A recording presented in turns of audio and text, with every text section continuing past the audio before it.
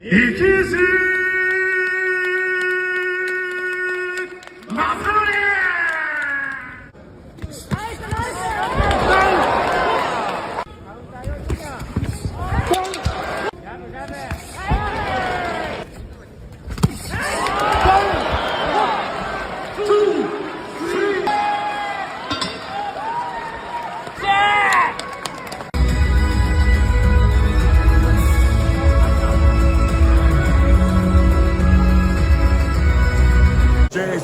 For the untouchable, true school sports. Let's go, baby. Bow! Be careful what you wish for because it can become a reality. Yeah. The untouchable True School Sports Empire proudly presents something the boxing game's been missing. Hey, what's going on? It's your boy BT, and I came here to talk some boxing with the thousands of True School Sports subscribers. All right, so the last of the Japanese fighters that I'll talk about in this set of videos, he's not even a prospect. This guy's a legitimate contender. I never made a video about him, but I feel he's done enough this year to make a video about him. I think he's relevant enough in the super featherweight division at 130 pounds to make a video about him, and that's none other than the top contender himself, Masanori RIKIISHI. Yes, Masanori RIKIISHI. He deserves a video because I always say on True School Sports, like even if I don't make a video about you right away and I'm late to the party, if you keep putting in that work, eventually I'm going to get to making a video about you. And he's one of those guys. Masanori RIKIISHI, right now his record, he's 16-1, 11 knockouts. Definitely someone to pay attention to at 130, because 130 is a division where, you got there's no unified champions. And we're trying to figure out who is who in this weight class more than a lot of other weight classes in boxing. And I think there's a lot of fighters in the rankings that people got to pay attention to, and he's one of them. So let's talk about Masanori RIKIISHI.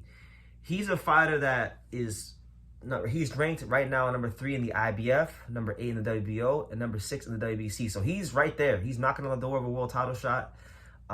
He had the fight earlier this year, one of the best fights of 2024, which I still haven't even gotten around to watch. I've seen highlights. I've seen the conclusion of it. It looked like a very exciting fight. But he had a fight earlier in the year against an Italian fighter named Michael Magnesi. And he was down on the cards. He was losing. He was getting ready to put another L on his record.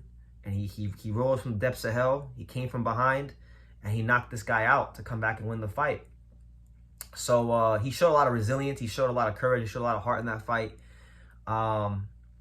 He's a southpaw. He's a really interesting fighter because I feel like RIKIISHI, he's got really good stamina. He's a mid-range fighter like most Japanese fighters are, but he's a mid-range fighter who can switch hit. He can fight out of both stances. He's got power in his left hand in particular. Like I said many times, Japan produces a lot of southpaw power punchers.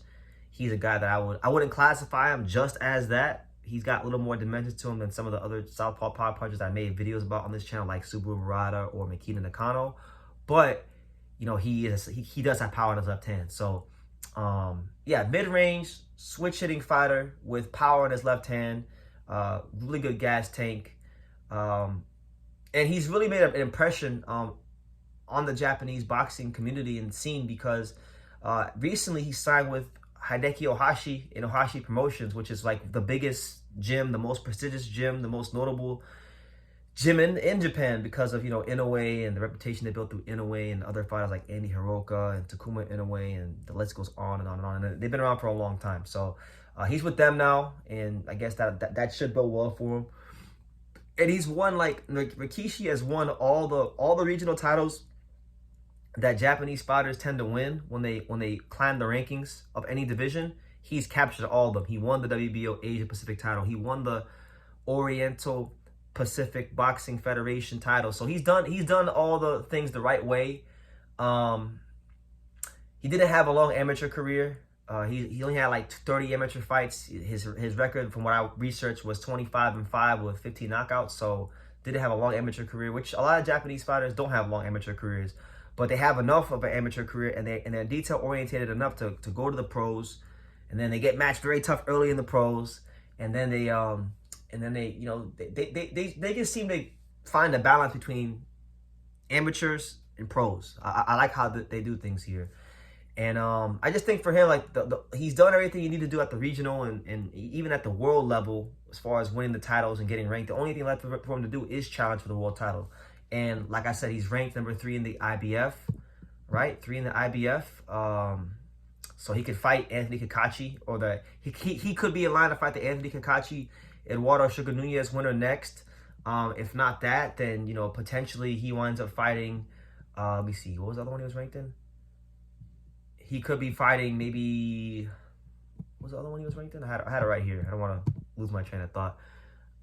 Number 6 WBC. So he was 6 in the WBC. So yeah, he could fight either Anthony Kakachi or Oshaki Foster next year. He's going to be lying for those kind of guys, those type of fights. And I'm looking forward to seeing how it goes for him, because he's one of the guys, like I said, in Japan right now, if you're not one of the 9 champions, odds are you're going to get overlooked, because there's a lot of champions. And even some of the champions, like let's say like Seigo Yuri Okoi or Ryosuke Nishida, like some of those guys are going to get overlooked because they just became champion, or they haven't had a big fight yet to get the attention on them. So it's a big battle to get attention in Japan right now. And even if you're a high level contender like this guy who's been doing everything the right way, you may not be getting your shine right away. But if he keeps doing what he's doing, I think he's going to be involved in a really good fight next year. Now, as far as who I think would be the more winnable fight for Rikishi, Masanori RIKIISHI, from what I've seen, I think the best scenario for him would probably be to fight an Oshaki Foster, or if Anthony Kakachi beats